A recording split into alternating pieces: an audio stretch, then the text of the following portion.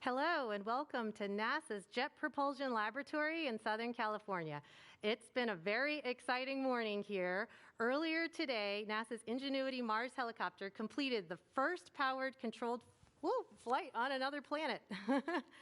And we are here now to tell you more about how that went. I'm your host, Jari Cook of the JPL Digital News and Media team, and I'm joined here by key players who helped make this helicopter flight possible.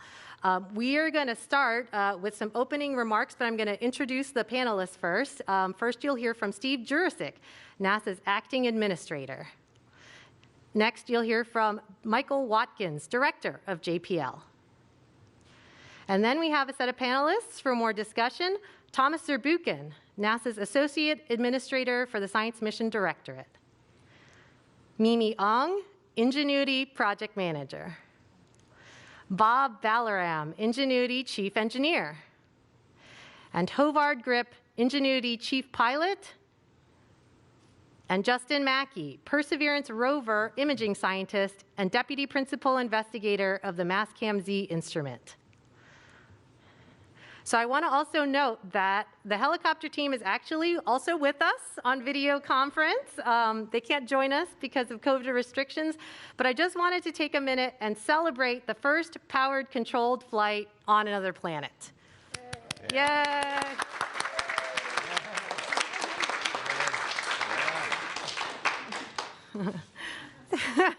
Virtual high fives all around, COVID safe. All right, now I wanted to note that we are going to take some questions. Those of you on the media telecon, if you want to put yourself in the queue, please press *1. Anyone with questions can also ask questions using the hashtag #MarsHelicopter.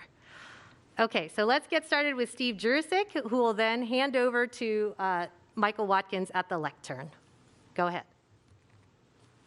Hey, thank you. So first, I just want to congratulate the team on an amazing historic first. Congratulations to Mimi, Bob, and Hovard. Just amazing. Like you said, first control-powered flight on another planet. Just truly amazing. Also want to congratulate the entire Perseverance team.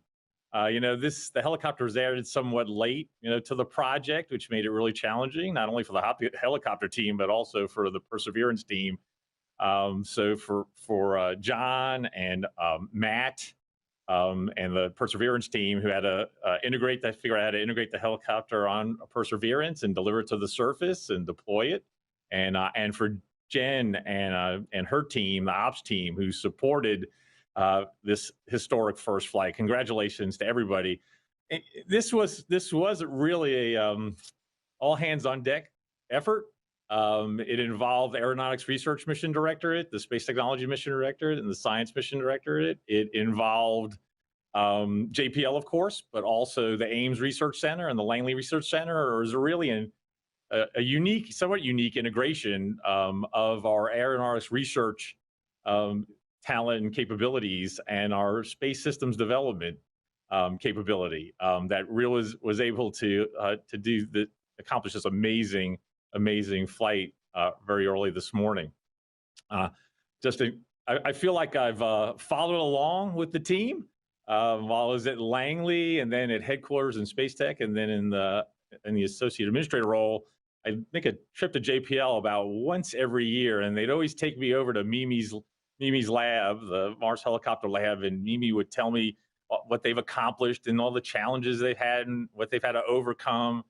And her just excitement and enthusiasm for making this happen was infectious.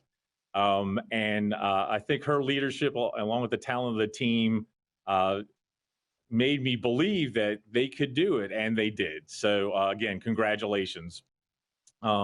Many challenges, including having to complete the helicopter development during a global pandemic. They had to get the size and weight of the helicopter down so they could achieve, lift using rotary blades in a very thin atmosphere. And then, of course, they had another late challenge with having to do a software change and update and do that with a helicopter 180 million miles from Earth. So just an amazing job. This really is a Wright brothers moment. It's the start of a whole new kind of planetary exploration, and we'll build on Ingenuity's success to see how we can deploy this capability on future Mars missions. We have this evolution of exploring planets in the solar system. First, we do a flyby, then we'll do an orbiter mission, then we'll do a lander mission, then we'll land a rover, and now we've added another evolutional capability there, flight on another planet. Ingenuity was a technology demonstration, an experimental mission, but its success is truly remarkable, and it gives us this new capability. I believe, along with Mike and Thomas, that we should be doing these types of technology demonstrations on all our science missions to take advantage of the ability to prove out new technologies and capabilities that will then feed forward to even more ambitious and productive missions in the future. So you all have exemplified what it means to be part of this amazing NASA team. Many organizations, and you came up with this dream and this innovative idea, and you overcame all the challenges and made it happen. This could not be more proud of the team. Again, in the global pandemic, launching Perseverance, landing Perseverance, and now deploying and flying the helicopter, just incredible, and congratulations again. You all really personify the motto of Dare Mighty Things and embody our nation's spirit of persevering even in the most challenging situation. And you are providing inspiration and advancing science and exploration for not only the United States, but for the world. So congratulations again. And with that, I'd like to hand it over to Mike Watkins. Okay, thank you, Steve. It has been a great day here at JPL, and we're very proud that we are continuing to be at the forefront of daring mighty things in planetary exploration. And I wanted to build on something that you noted, which is that Ingenuity is a technology demonstration, right? It builds for the future. And in many ways, it is a perfect example of how we need to be doing technology and how we need to develop technology. And the brilliant engineers, some of whom you'll see in the orange shirts, came up with the idea for Ingenuity, for a Mars helicopter, before we had a name Ingenuity, over 7 years ago.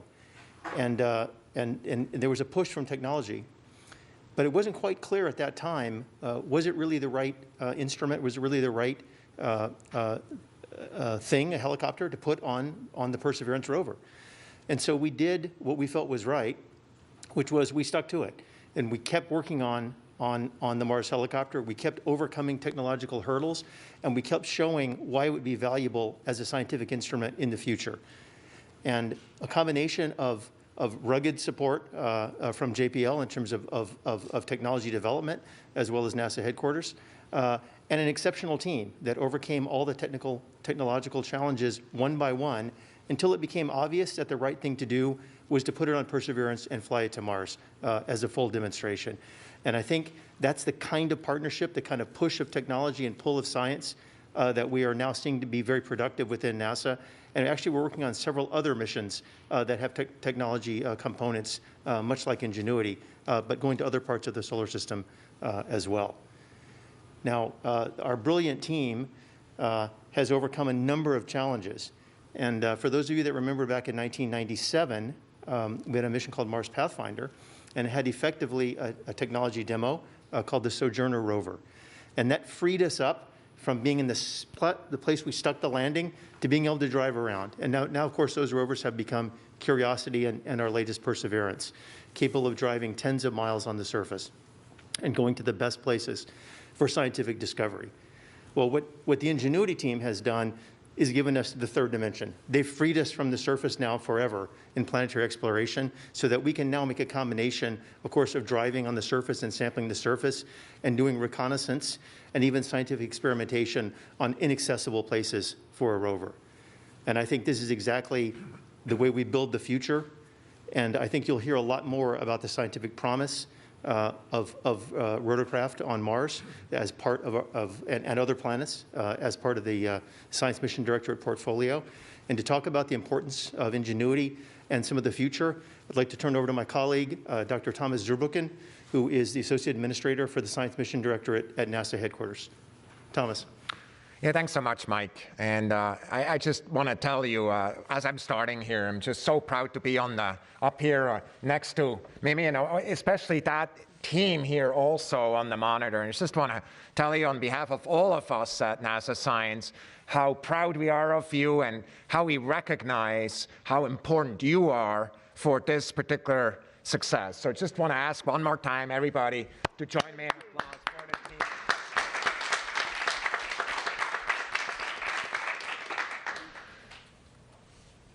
The story of this team is compelling. It's a story of a great, perhaps even a crazy idea initially. Many people, have a really hard time. It turns out we all have a hard time, finding that right line between crazy and innovative. It turns out we're often wrong with that line. A crazy idea that was being developed, and this team put that idea into reality. The most important thing that takes, of course, is hope. It's the hope that that is actually possible to come together with everything this team has, with the personal education, with the commitment to success, and with learning from each other until it actually works. So for me, what I want to point to is the first picture here. And I want to just tell you, this picture means two things for me. On the one hand, I recognize that this picture was taken from the Van Zyl overlook. And my friend Jacob is no longer with me. I see in this picture because I know that he was an important part of making this helicopter happen. The second thing that is important in this picture is what you don't know right now as you look at it. It's actually the after flight picture. And so it landed there, and it landed on the surface after this flight, and it did so safely. And so for me, again, what I see in this is now not only this amazing little machine, but the team that actually achieved that. And it relates this to a story that's 117 years apart and 173 million miles apart, a story that actually started even earlier with a little toy that a father brought home to two kids.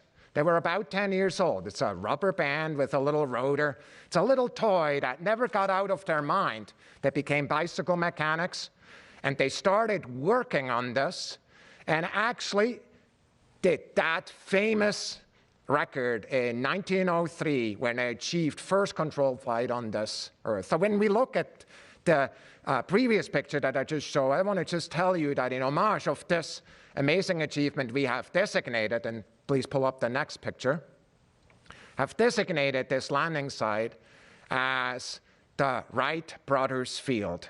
We are so excited to have these two stories, the story of Ingenuity and their team related to the Wright brothers. And I just want to tell you, as we go forward, actually, that connection has already been made, and we talk about it. I have here in front of me a little sample of the flyer, actually, the actual fabric that did that historic act in 1903.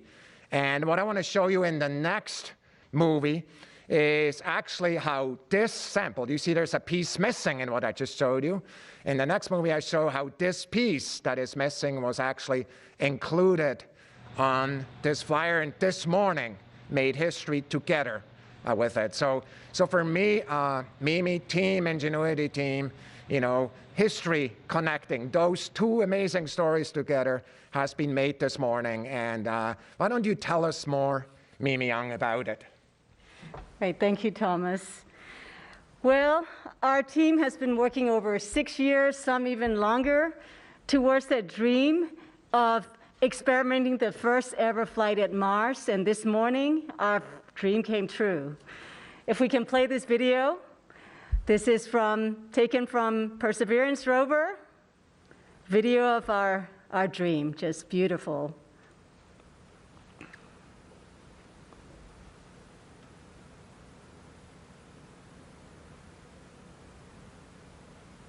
taking off. Goosebumps. It looks just the way we had tested in our test chamber, space simulator chamber here. Absolutely beautiful flight. I don't think I can ever stop watching it over and over again.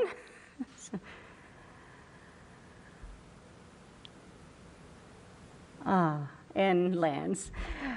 Well, when things work, it looks easy. I would like to take this opportunity to remind how difficult it is to fly a rotorcraft at Mars. First and foremost, because the atmosphere there is so thin, right? About 1% compared to that at Earth. That's like on Earth being elevation 3 times the height of Himalayas. So the air is very thin, and Ingenuity had to be really light, small, and has to be able to fly in this thin atmosphere and survive on its own. It did all of that under 4 pounds. So Bob Belram will be talking more of that, but I did want to remind that. Well, this morning was an incredible moment. Our team reaction here this morning, this video. It was around 3:30 a.m. this morning, but it sure didn't feel like early in the morning. It just felt like a very normal middle of the day, extraordinarily exciting. We have data products confirming that we unpacked image and 1 Hertz data. This is downlink handing off to flight control for telemetry analysis. Swash plate servos appear healthy. Overall actuators appear healthy. This is flight control confirming that we have EVRs from Ingenuity. Ingenuity is reporting having performed spin-up, takeoff, climb, hover, descent, landing, touchdown, and spin down.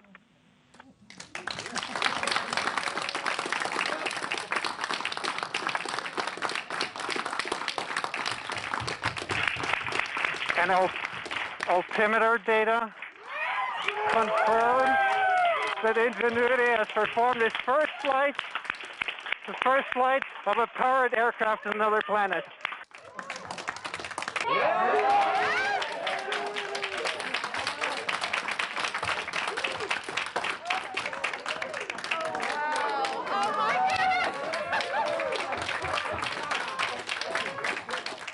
It's unforgettable day, unforgettable day.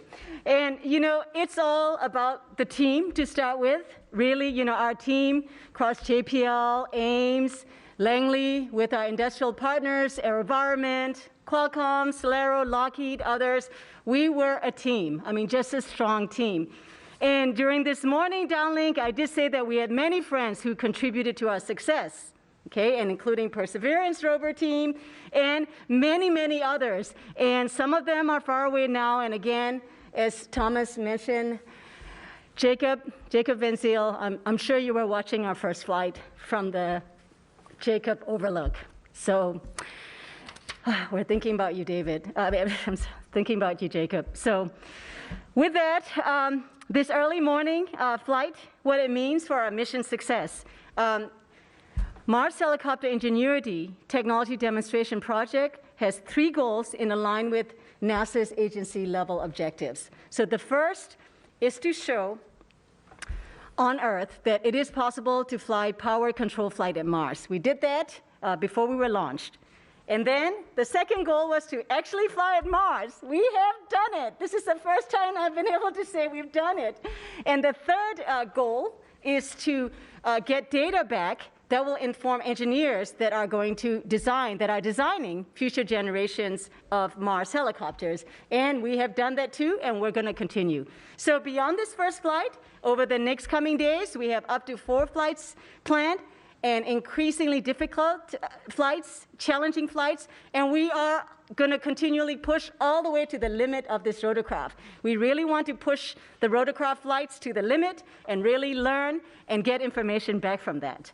So with that, I'd like to hand over to Bob Belram, our chief engineer and really the innovator of our original design for Mars Helicopter. Over to you, Bob. Thank you, Mimi. First, I'd like to just take a moment to thank all of you who have been on this journey with me. There's been many a technical conversation, many a late night, many a test, and I want to thank all of you who have been part of that, and your families and your loved ones who have helped, get us to this point. Ingenuity itself is extremely healthy at this point. In fact, she's even healthier than she was before this flight. She shook off some of her dust that had been covering her solar panel and is in fact producing even more solar energy than before. The batteries are looking good. The communication system is fantastic. The landing gear appears to have worked well. All the servo mechanisms and motors are doing great. The computers and the avionics behaved flawlessly. So all in all, it's in a perfect state. And I'm just really excited to see what all she can teach us over the next few weeks as we explore aerial mobility on Mars. And with that, Howard, if you can tell us about exactly what happened during this flight, that would be great. Thank you. Yeah, this flight was all about proving that it is possible to fly on Mars. So to that end, what we had instructed Ingenuity to do was to climb to altitude of 3 meters, hover there for a little bit, about 5 seconds, then make a turn of about 96 degrees, hover for another 20 seconds, and then go to land again in the same place that it took off from. And that's what we told Ingenuity to do, and it did exactly that, and it did it just perfectly. From everything we've seen so far, it was a flawless flight. It was a gentle takeoff. At altitude, it gets pushed around a little bit by the winds, but it really just maintained station very well. And it stuck the landing right in the place where it was supposed to go. When we were looking at the downlink data this morning, one of the first things, or one of the most important things that we were looking for was this plot that you can see, which is a plot of the altimeter. That was really our first indication, or real proof, I should say, that, yeah, we really did leave the ground.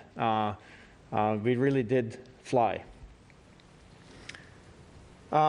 In addition to this kind of telemetry, during the flight itself, Ingenuity was telling us all along what it was doing. And so what we were able to do with that data is we could take that data and reconstruct the flight and create an animation out of it. So what we're going to see here is such a reconstruction where we've taken that engineering data and animated the flight accordingly. And what that allows us to do is it allows us to look at the flight in a different way, for example, from different angles up close, and see kind of the small motions of the vehicle. And what you will see here is that it's just really, really steady. Just a beautiful flight.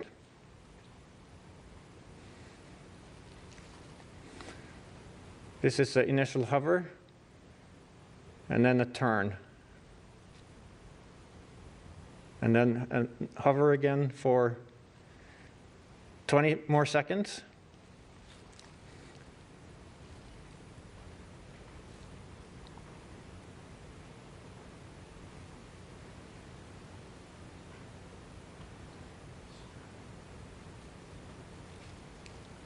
And then the landing. And just the tiniest little bounce that you can see there on the landing. And that is also completely expected. I think we have a video as well from the rover that we looked at before that we're going to see again. And this again, shows us the same thing, this time with real images from the vantage point of the rover. And it shows you, when you get up to altitude here, a little bit more clearly how it gets buffeted a little bit by the wind and how it very gently makes its way back and lands safely where it needs to be.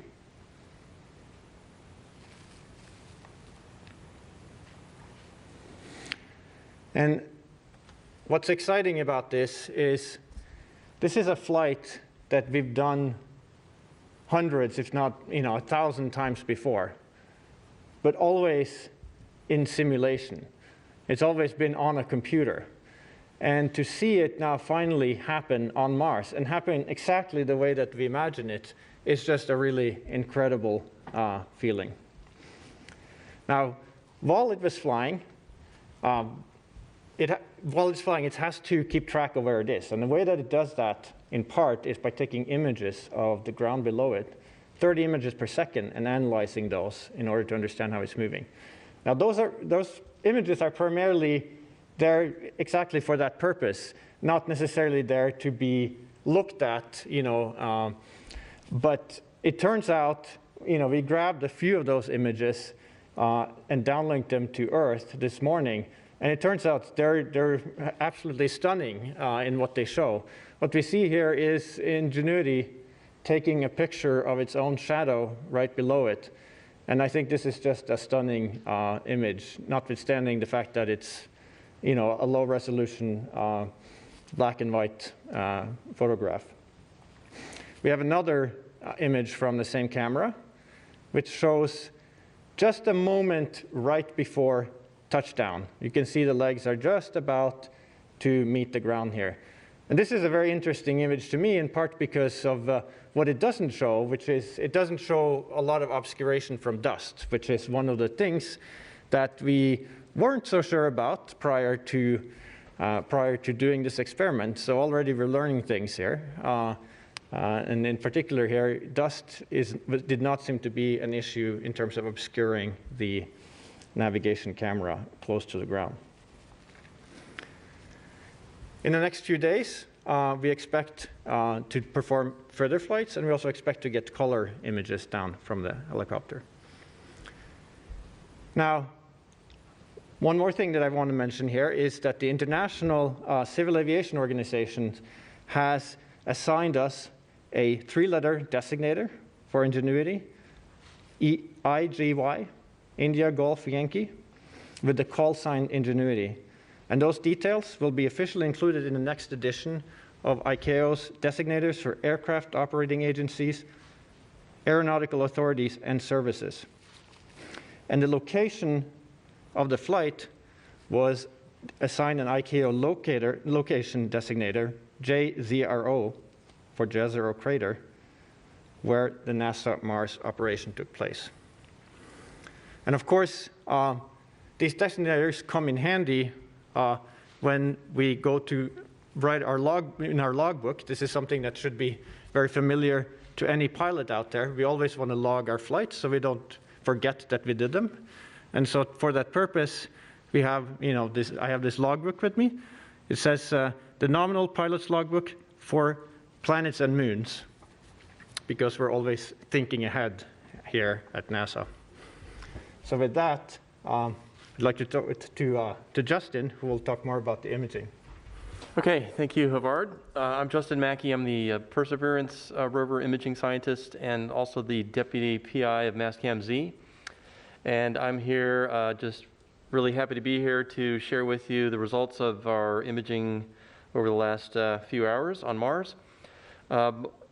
There's sort of two cameras that we're talking about. The video camera is the Mastcam Z camera, which is a science camera that PI is Jim Bell at Arizona State University and his team over there. And it was built by Malin Space Science Systems down in San Diego. Mike Kaplinger, Mike Revine with the hardware group built an excellent piece of hardware for us. And also Jensen running the ops team down there. And Kim Saxon here at JPL as our instrument engineer. And a whole team of people made this happen. So I just want to thank all of them for getting us to this point. And then the other camera, I'll show some pictures from the ECAM system, the navigation cameras on the rover with our ops team. Those cameras were built here at JPL and our ops teams, Nick Ruoff and Amy Culver. So just credit to the entire rover team. I'm wearing my rover blue here. I'm actually on the heli team also, but I had to pick a color. So I'm representing the rover team here. The uplink and downlink engineering teams, just keeping the rover running. The orbiters, our partners, getting us all this data. It's just really amazing. And we thank all of them, both here in NASA and ESA, TGO, and also the Deep Space Network. So I just wanted to thank all of these people for making this really happen. They enable all of this work.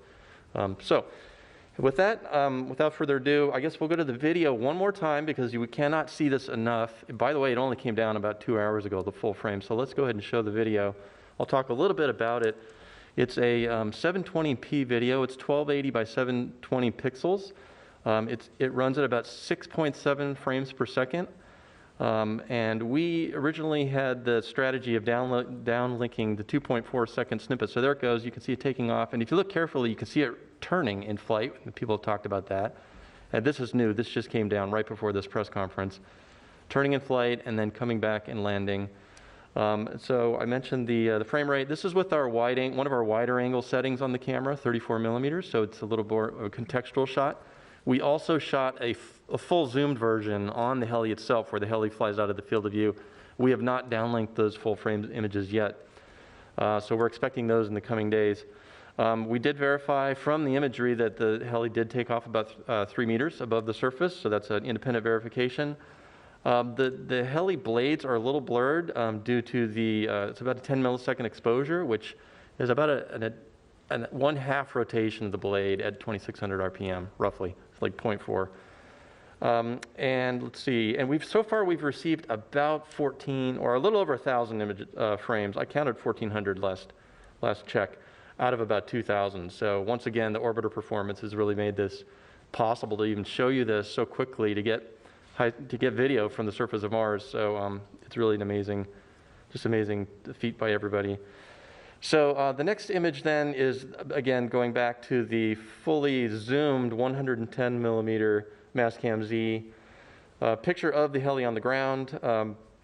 Again, this is just a nice shot showing, if you look closely, it may be hard to tell, if you look closely at the center, you can see that there's a camera on the helicopter itself that is now facing the rover, and it was not facing the rover before, so that's proof that it did turn in flight. And it's just a nice shot showing that the heli landed safely, and that's just a great picture to have. So then the next picture is now switching cameras. We're going to go to the Nav Cam camera, and the Nav Cam camera does not have the video capabilities like Mastcam Z, but we did take pictures during the flight, and this blink, hopefully it'll blink. You'll see the heli. That's the heli on the ground there, looking carefully. Okay, no, actually, you know what, this is the other one. Now, if you look carefully at the heli, you should be able to see it shifting. That shows the difference between the takeoff location and the landing location. Maybe hard to see in the video, but we'll put that out we'll release that so people could look at that more closely. I can see it from here, but hopefully it'll come out on the video.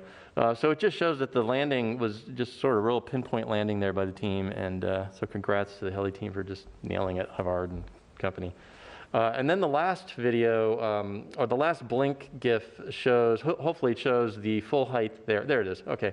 So we have the full height of the helicopter there, captured by the Nav Cam mid-flight, and then a comparison with the heli then on the ground, which will show the full height. It's hard to see the video there from here, but the main summary is that actually, you know what, I'm looking at this. This looks like this is the Mastcam Z again. Well, we just got the data all down, so it sounds like it might be slightly out of order. I think the main point here is that we are swimming in data right now, and we're just cataloging it basically and learning about the flight. We're just extremely happy for this whole team, the rover team and the heli team. And I just wanted to close my statements by mentioning, I mentioned that I was on the heli team. This is like with Bob, like 7 years ago, where we were talking about taking pictures from a heli. Seeing it all come together like this is really reminiscent of another project that I worked on 24 years ago, the Mars Pathfinder mission, where we had the Sojourner rover, which was a new technology, a new capability. There were skeptics at the beginning, and then once something like this happens on Mars, the skeptics get converted, and it soon becomes a new way of doing things. And I really feel this project, this team has the same vibe that we had 24 years ago with Sojourner. Just going from a concept to demonstration like this is going to open up new avenues, new ways of exploring. So it's very exciting. We're very excited that this is all working so well, and just happy to get all this data back. All right, thanks, Justin, and thanks for rolling with it. As Justin says, the images are all coming down in a fire hose, and we will make the images available for you all online, so look for it on the website. So we're going to transition now into Q&A. So a reminder for our colleagues from the media, if you're on the telecon line, please press *1 to get into the queue. And for others who are using social media, you can use the hashtag #MarsHelicopter. Our first question on the media line comes from Marcia Dunn of the AP. Yes, hi, congratulations. I've got a couple questions for the chief pilot, I believe, Mr. Grip. What was the wind speed at Wright Brothers Field today for the flight? And when are you anticipating to attempt Flight 2? I know you had a schedule laid out in advance, but since you're a week down on the timeline, I wasn't sure if you were going to try to rush things along. Thank you. Yeah, so in terms of the winds, we did take additional data during the flight, and we expect to get some more information about what the actual winds were at that time. What we can operate with is, at this point, is the forecast that we have based on prior data. And there is some uncertainty on that, but the most recent indications that I have is that it was on the order of somewhere between 2 to 6 meters per second of wind, and that's what we were dealing with. And that would seem, just eyeballing the behavior of the flights, that doesn't seem inconsistent with the behavior, although it's hard to say much more than that. As far as when we perform the next flight specifically, I'll let Mimi perhaps answer that question. Sure, yeah. So we'll get the high rate data downlink from the helicopter to us tomorrow, and then we will be attempting to fly within the next few days. So we're targeting for this Thursday, but we'll know more after we get the high rate data. Great, thank you. Our next caller is Kenneth Chang from the New York Times. Hi, so I was wondering if you had better plans for the 4th and 5th flights. I guess when I talked to Mimi, Bob, and Hobart last year, you had mentioned aiming for 500 feet at 15 meters. And I was also wondering, when conceivably might there be a second helicopter on Mars? So in terms of flights 4 and 5, I think we still have a little bit of team discussion, on basis of just today's flight, the results of that, and what we're going to get over the next 2 flights, flights 2 and 3. And that will inform what we do for that. But just in general terms, what we're talking about here is going higher, going further, going faster, stretching the capabilities of the helicopter in those ways. But exactly how far in those directions is a discussion that we need to have. So regardless, I can add that we will be pushing the envelope. So as we succeed in certain lateral flights, we're going to go further, faster, definitely, especially towards the end of the experimental window, we will be pushing the envelope and really stretching and understanding how well, we can fly. So for the second helicopter question, I think I'll pass it to you, Thomas. Yeah, and of course, second, the answer is I don't know what the answer is. When are we going to fly? I mean, what I'm really interested in is, frankly, the science community's idea is about how to turn this into a science machine, from a tech demo into a science machine. And you see what the opportunities are to fly to Mars. You know that we have something scheduled in 26, 28 with Mars sample return. But we do competitions on a regular basis for missions that go elsewhere. I mean, we're really interested now going forward, but there's nothing set right now into stone as to when the next helicopter will be going to Mars. Okay, great, thank you. Our next caller is Bill Harwood of CBS News. Are you there with us, Bill? I'm sorry, can you hear me now? Yes, there you are. Oh, sorry about that. This is a question for Mimi. You said in your blog post over the weekend that you guys had come up with this software fix, and you warned us that there was maybe a 15% chance it wasn't going to work. You didn't know for sure. And then if it didn't, you just would try again. What is the strategy going forward, given the results today? Is that what you would do on flights 2, 3, or 4 if one of them gets delayed by this software problem? You would just try again. And I'm wondering is there a deadline where the Perseverance folks really want you to be finished so they can go on with their mission? I'm trying to wonder if there's some clock running on you guys. Thanks. Absolutely. So this command only option that we chose, the simpler option, it has paid off. We got our first flight in hand. And for the second flight, we will be using the same technique. And so far, it's working well. We've been testing it on Ingenuity, and then today it worked well. So we're going to proceed in that direction. In terms of the duration, yes, we have a 30-day experiment window, and so we have about 2 weeks left. And we believe we'll be able to squeeze the next 4 flights that we have planned. This increasingly bolder flights, we want to go hundreds of meters out towards the end. We do want to push it, and I believe we have enough time to squeeze the next 4 flights in the next 2 weeks left. So again, thank you to Ken Farley, the Perseverance rover team. We will be done in our month, and the rover needs to go on for his primary mission. That's it's very important. So that's the plan.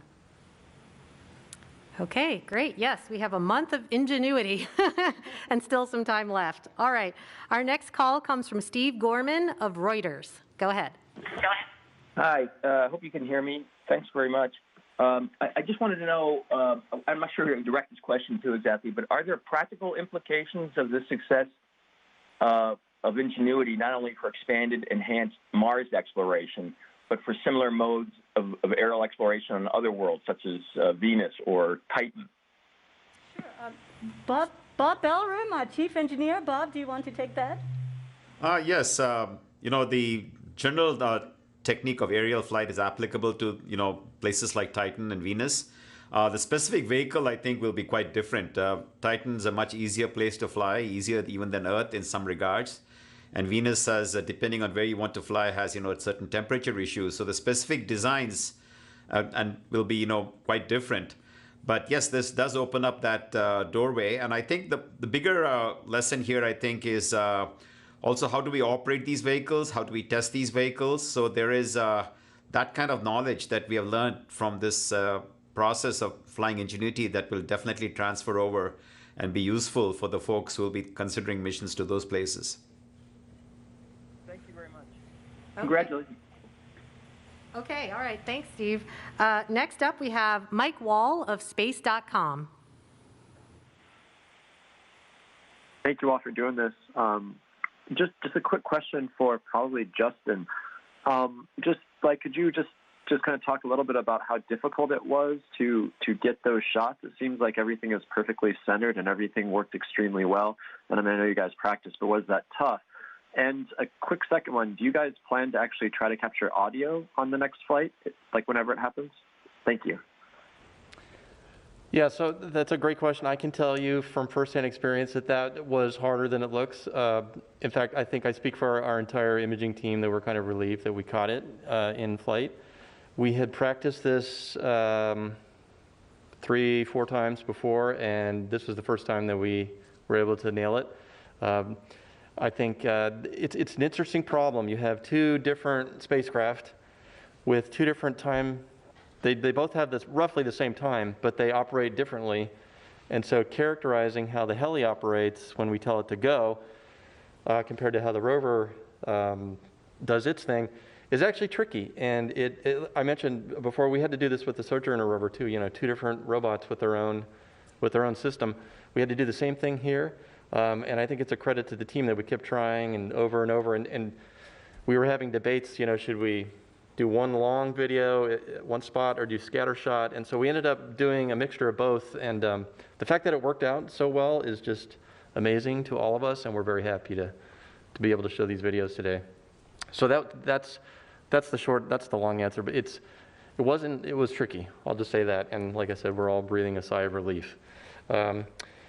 The second question was, what was the second question? What's that? Oh, the microphone, yes. We do have a microphone, and there is a plan to record the sound. We didn't want to put that into the first observation or the first try because it was complicated enough just trying to get the video to work. And so we're going to be putting that in an upcoming plan. I'm not sure if it'll be the second flight, but it's certainly one of our later flights, we have two microphones. We have the EDL cam microphone and then the super cam microphone. And I can tell you the microphone owners are very eager to try, and so we're waiting in the wings to get a chance to record it. And that goes along the lines of, starting out conservative and getting bolder. And one concern we have is if we turn on the microphone, just in case there's a chance of, EMI interference between the microphone and the helicopter flight. So we really want our birds, a few birds in our hands, and then we'll play with the microphone at that point. Okay, great. Okay, next caller is Paul Brinkman of UPI. Hi, yes, thanks for taking my question. Mimi, I guess I would like to know, you kind of hinted at this several times. Do you actually want to or expect to see Ingenuity crash at some point because you've pushed it to its limits? Is that kind of like the ultimate test to see how far it can go, or what do you ultimately think its fate will be? I've heard some people just in idle conversation wondering if it could tag along with Perseverance to stay in communication range. So what will its ultimate fate be? Well, my current view, I believe, we're together on the team. We do want to push it to the limit. And ultimately, Thomas, Mike, just getting your permission. Really, because by going faster, further, our models are checking out at this time. They look good. They matched, our models matched what we saw in our test chamber. The flight today perfectly matched, what we were predicting. And so, but we want to push. We want to push against the wind. We want to push against the speed. And ultimately, we expect the helicopter will meet its limit. But that information is extremely important. This is a pathfinder. This is about, finding, is there any unknown unknowns that we can't model? And we really want to know what the limits are. So we will be pushing the limit very deliberately. I think it's also important, and I think I just want to tell you this plan was put together by Mimi and her team, and I just want to tell you it's also important and totally supportive of that plan to actually deal with this like a tech demo. We really want to be sure that when everything is said and done, we know the full scope of what's possible with that type of flying machine. And so for us, that's really critical. And for me, kind of really putting kind of a scope, a constraint around it, like the month of Ingenuity is very much in the spirit of a tech demo. That's exactly what you would want to do, right? Kind of to make sure that in fact, we're putting the pedal down and are going for it. And I just applaud the entire team and of course, the entire Perseverance team to basically who are part of this experiment. So I just can't wait to see what the next flights are like, Mimi, and as we go forward, how this story will go on. All right. Well, in the spirit of sort of casting ahead, I'm going to take a social media question, and I think this one's for Bob. Space Tourism on Instagram asks, do you think you will be able to scale up the concept and fly heavy payloads, and by when? Yeah, so the fundamental, dynamics of these vehicles does scale up to fairly reasonable sizes. So we are thinking of things in the 25 to 30 kilogram class, which is, about the 50 pounds type of class of vehicles. And those vehicles would carry maybe about 4 kilograms of science of that order, about 10 pounds of science instruments. And so early design work on that has started in terms of conceptual designs and to see what would it take to deploy these and operate them. And so that would be, I think, a good sweet spot for the next generation design. Anything much larger, the packaging of the blades and things becomes quite awkward, so may not be quite feasible in the near term. But definitely something in the 50-pound class compared to a little 4-pound Ingenuity is definitely something that's very feasible and is actually like some early progress has been made in that direction. Great. Thank you, Bob. Another social media question this time for Mimi. Pete on Twitter asks, what has been the most challenging part about this process? What is the most interesting thing y'all have learned from this flight? Most challenging? Well, I think Bob can answer it. First was meeting that 4-pound, that 1.8 kilogram limit.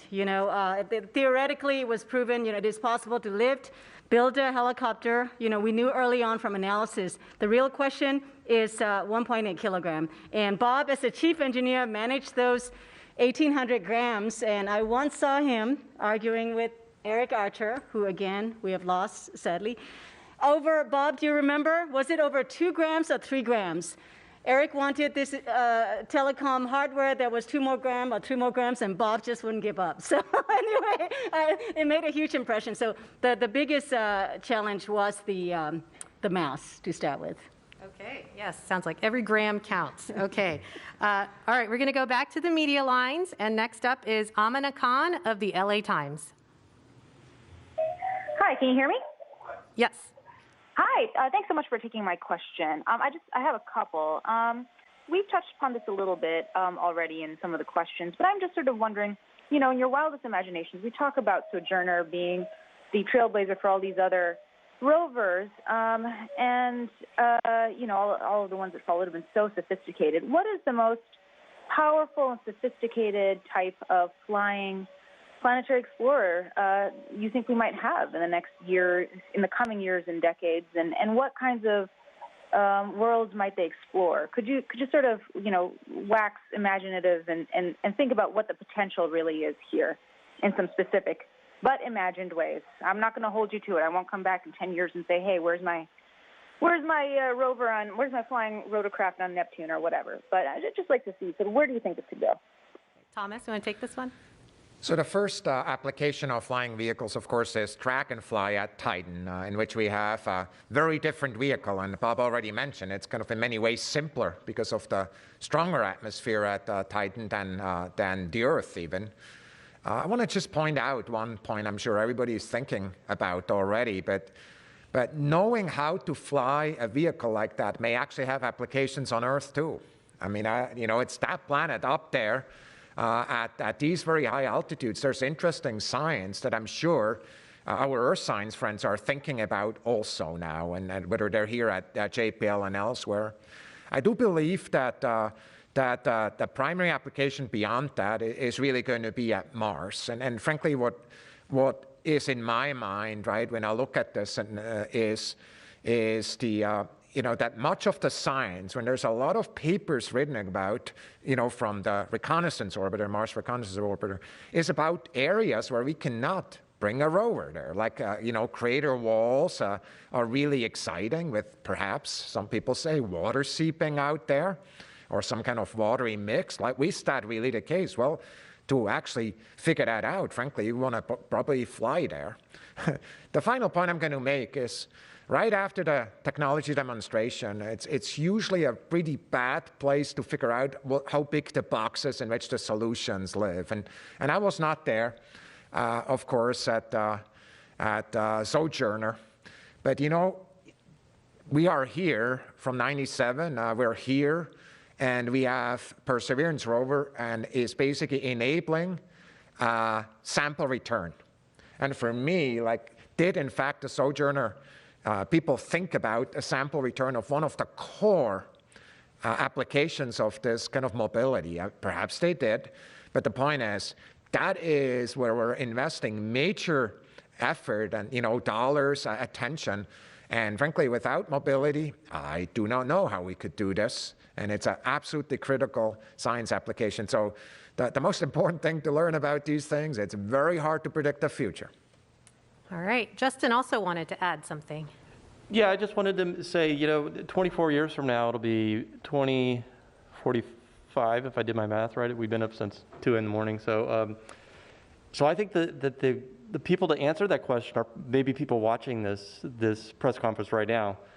The kids in school, the kids studying, working hard, learning about science and technology. I think the answer to that question is up to you. So those of you that are getting inspired by this, go into fields of science and technology and decide for yourself what does the future look like. I think that's what the group here did, and we just try to be an example to those watching to give you that opportunity to answer that question. Thank you. And just a clarification on Ingenuity and testing it to the limits. Are we looking to fly it as far as possible or as hard as possible, if that makes sense?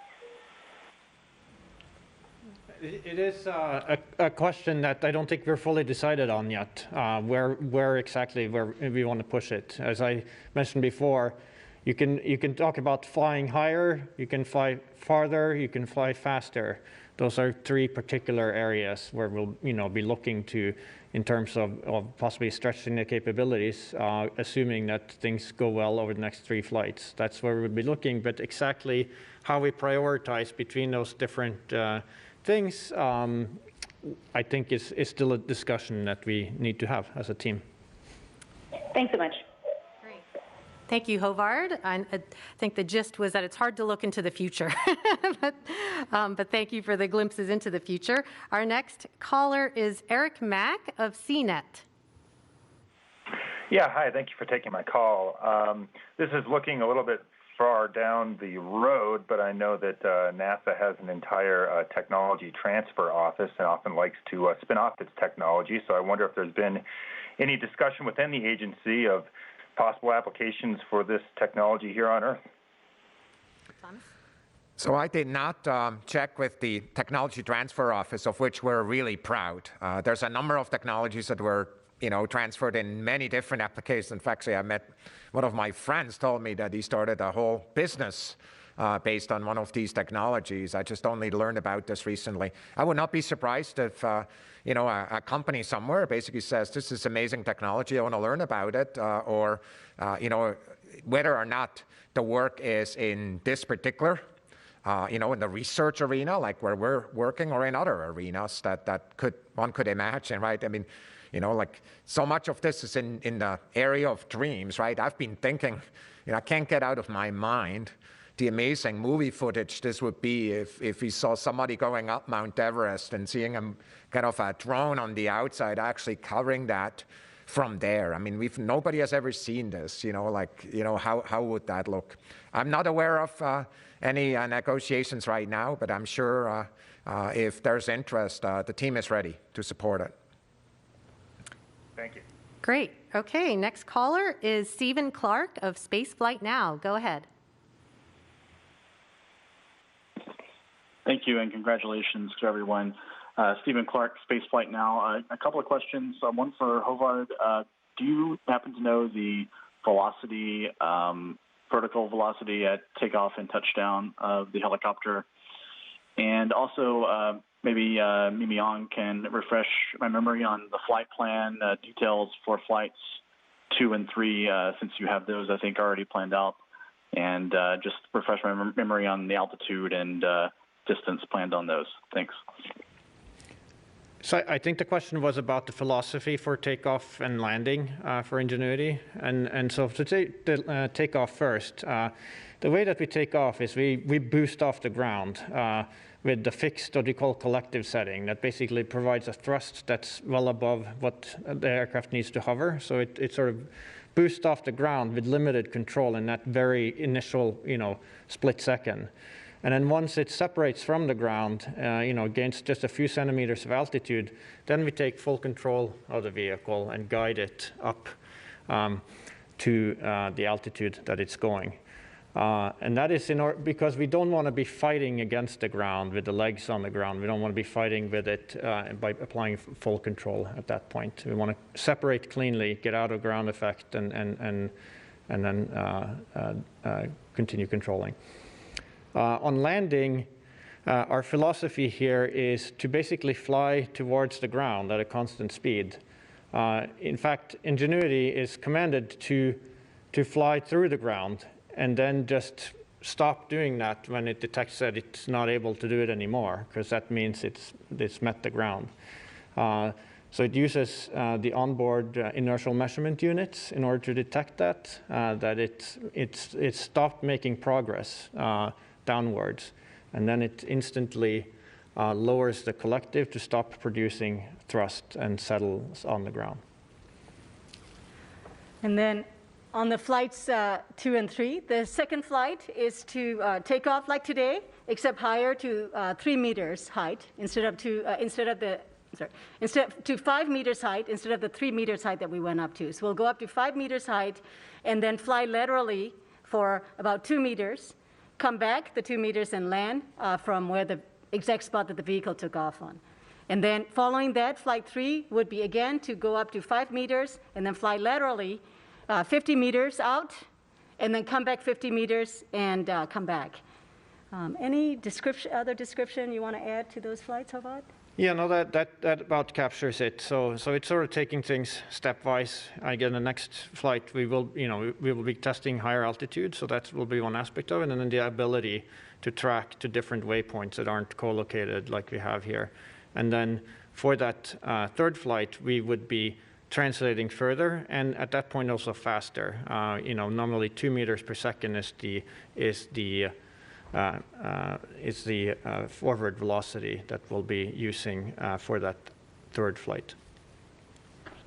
Okay, thank you. We're going to go to another media question from Joey Roulette of The Verge. Hey, thank you for taking my question.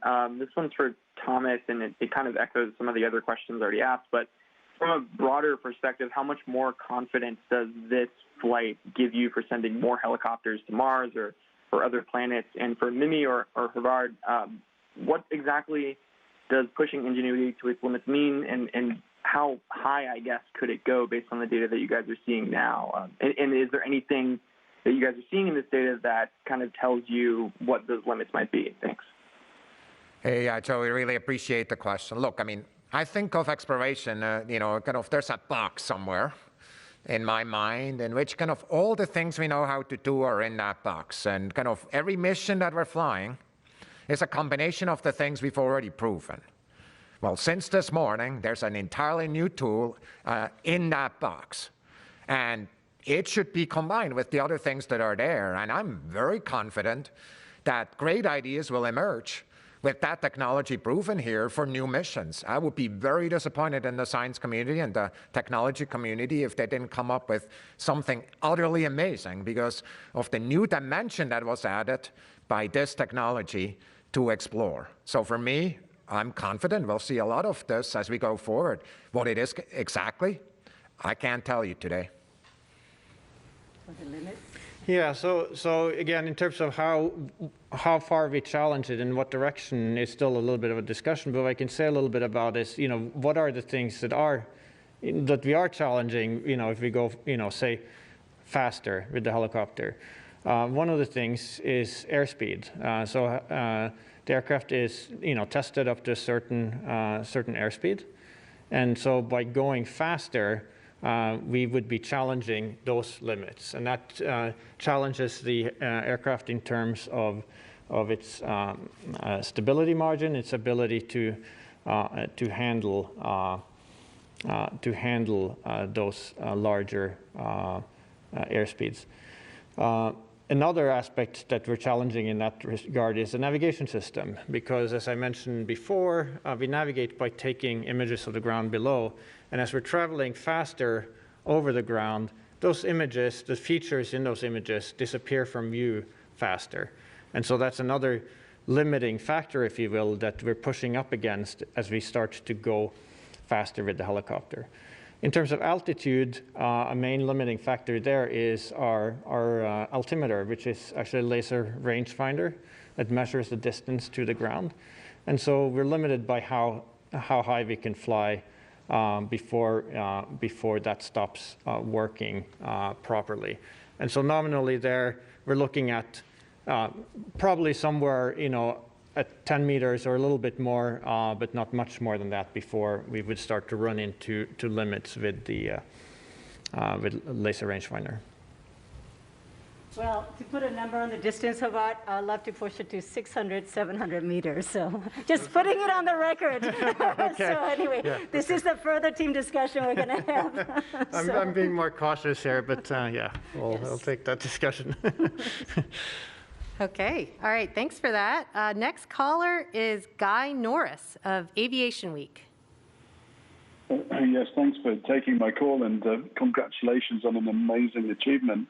Obviously, you are at the beginning of the first ever extraterrestrial flight test program, I guess. And one of the things I was wondering about, just to go back a little bit to what Mimi was saying, was the lessons learned. How quickly you'll be able to draw on these lessons learned for the following flight test program. For the following flight test. Specifically, the RPM, the liftoff RPM, and the descent rate that you saw on this first flight. will you be able to basically work on analyzing whether those were within predictions, as you said? And the last part is just, could you say what these vertical velocities were on liftoff and touchdown? Yeah, so we will be getting, so the data that we've seen so far is actually fairly limited. We will be getting, in the next few days, we'll be getting a lot more data down from the helicopter, and that'll tell us a lot about how it performed. So in relation to the RPM, for example, the RPM is set based on what we expected the density to be at the time of flight, in order to put us in a particular operating regime. And so what we will see when we get data down is we'll see what did the helicopter have to do in terms of the controls operating at that RPM. Were we operating at the set point that we thought we would be, or were we off from that? And that'll tell us, among other things, something, it'll at least tell us to what extent was the RPM appropriate for the density that we were at. So that's one example of that. We'll also get a lot of metrics that will help us analyze the navigation system and see how well did it do at tracking features on the ground during flight. And then I didn't actually hear the last question that was asked, if you could repeat that. It was really just in terms of the velocity, really, of the, but as you said, I think you're still going through the data. I just wondered if the touchdown did seem rather sporty in terms of the descent rate, but I presume that, as you mentioned, is part of the philosophy of how you approach that landing sequence. Yes, it definitely is. So we descend at 1 meter per second. And as you know, in terms of sportiness, you can see we don't slow down when we start to near the ground. And there are multiple reasons for that. One of them is we just don't want to hang out too long in ground effect. Another reason is we are assuming that we could be obscured by dust when we're operating close to the ground. Now, as you can see from the images, we don't see much indication of that, but that's been our long-standing assumption, and for that reason we don't use the camera or the laser rangefinder when we're near the ground. We're just operating based on what's called inertial measurements, and those tend to drift very quickly. So we want to get, when we're in that mode, we need to get down to the ground quickly. So that's another reason to just aim for the ground at a relatively high velocity and not try to slow down too much in the process. And the third reason is because we're sensing that we're meeting the ground, we want to do that confidently. If we just barely touch it, it's hard to detect that that's what you did. And so we touch down confidently. We can very easily detect that we did so, and then we can stop flying. Got it. Okay, all right. We're going to take a social media question here. This is for Mimi. Donnie on YouTube asks, what advice would you give for girls and young ladies in school around the world who are interested in pursuing a career in space-related technology? My advice, if you're attracted to it, go for it.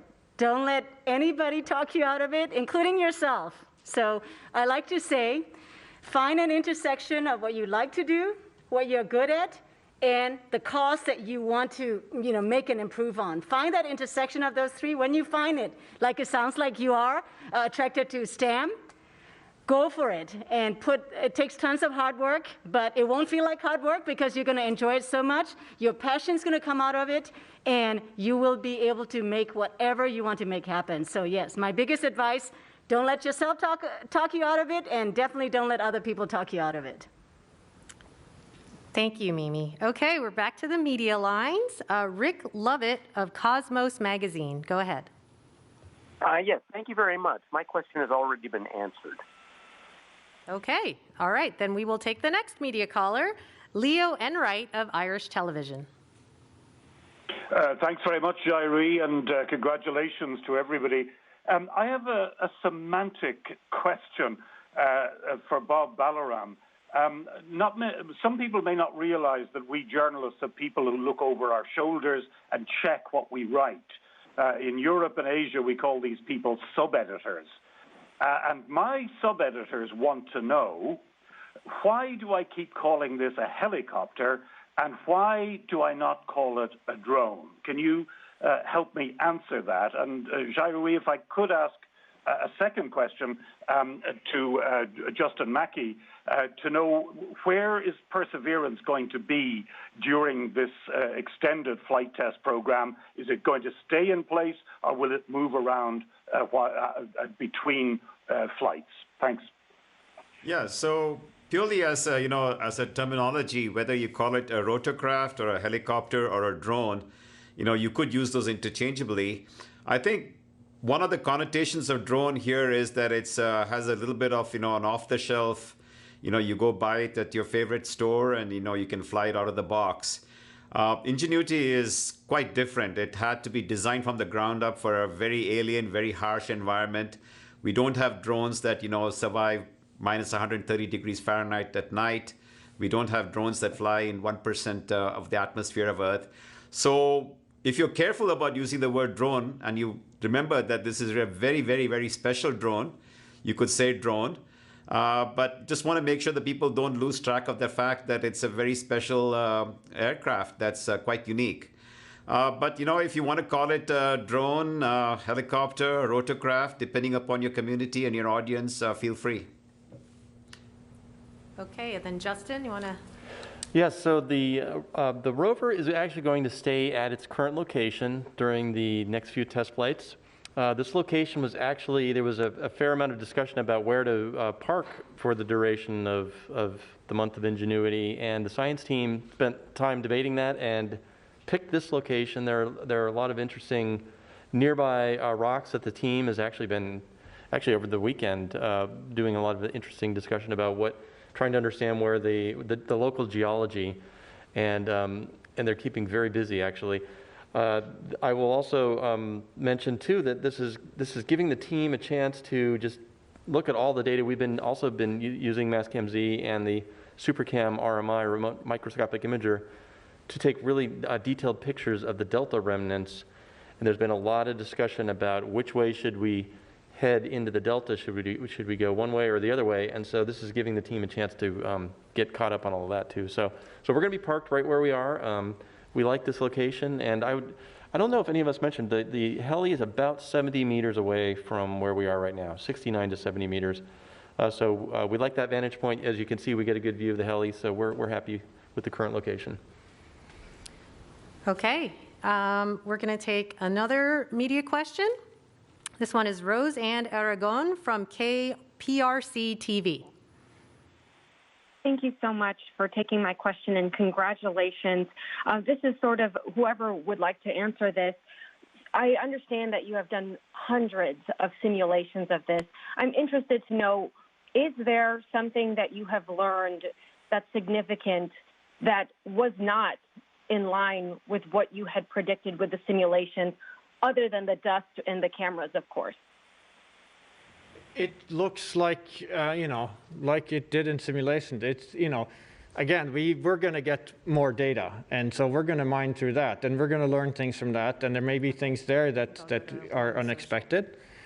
But just looking at what we've seen so far, it certainly, flies very much like what we predicted in our simulations, which is really great. And as far as the dust, yes, our fears about having obscurations from dust near the ground do not seem to be borne out. We always knew that there was uncertainty with that, and we always took a cautious approach to it in terms of how we designed it. And I'm happy that we did. And but it doesn't seem like the worst concerns in that area came true. And just to add to that, this morning, Jaco Karras, who was looking at the telemetry from the motor and the servo controls, he said, telemetry just looks exactly like what we see in the chamber. So anyway, it is looking really good, and but we'll be scouring through the data. This is what Tech Demo is about. So we will be looking at the high definition, high rate data over the next few days. Justin, do you want to add something? I'll just add, from the imaging point of view, we've learned a lot from this first flight. It's very hard, as you might imagine, it's very hard to simulate a helicopter at 70 meters, full speed, spin, to get the timing. And so we're going to take what we learned from our imaging today, we're going to work to improve the additional flight imaging attempts. So stay tuned, and we're hoping to have even better video to show. Great.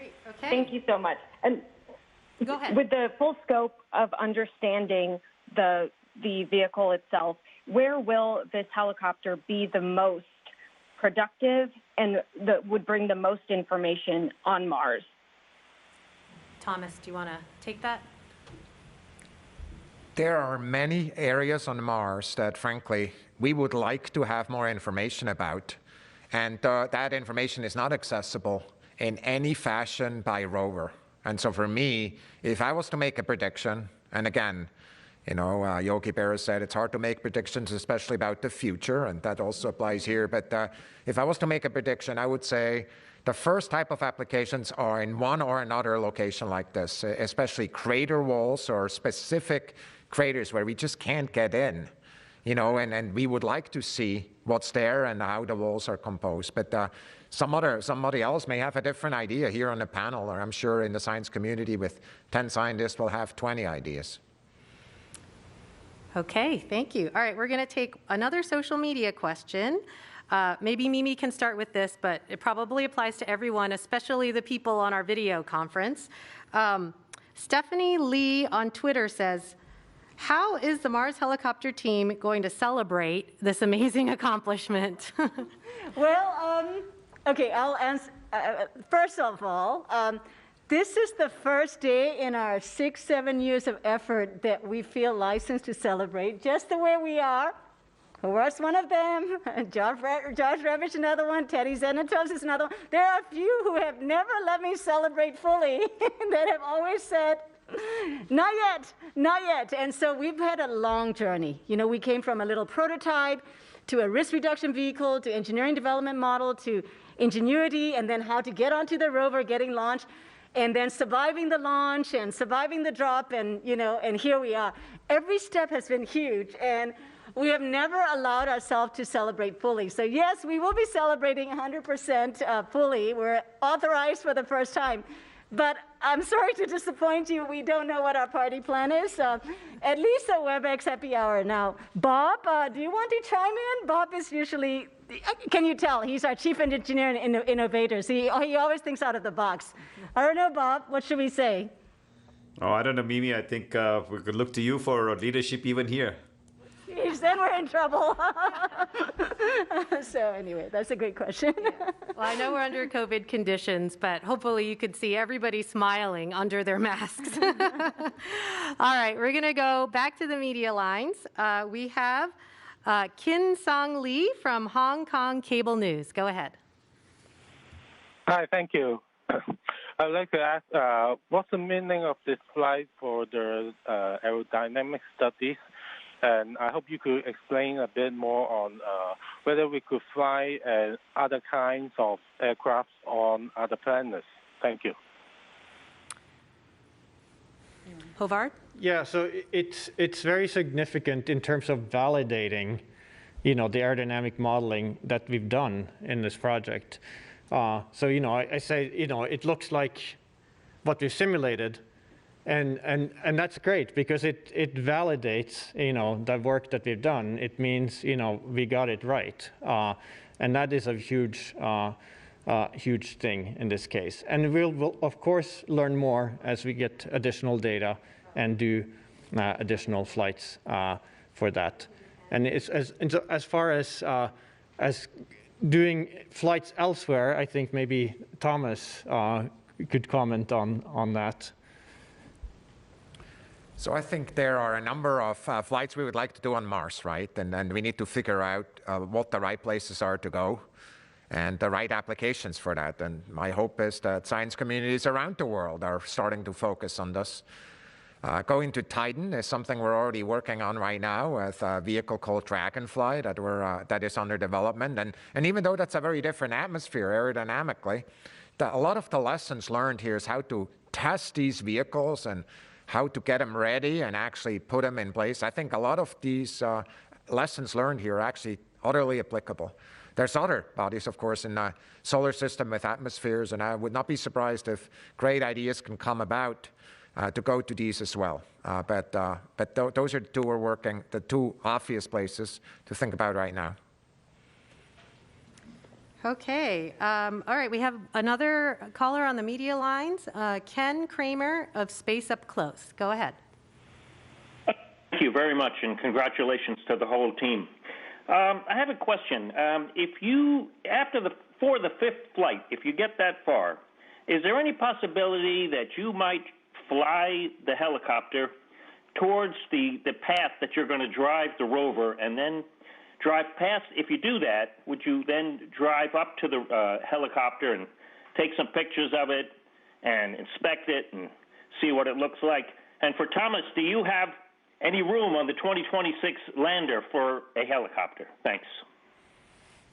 Well, for the fifth flight, after as much as I can push Hobart to go as far as possible, I care about going really far and really fast.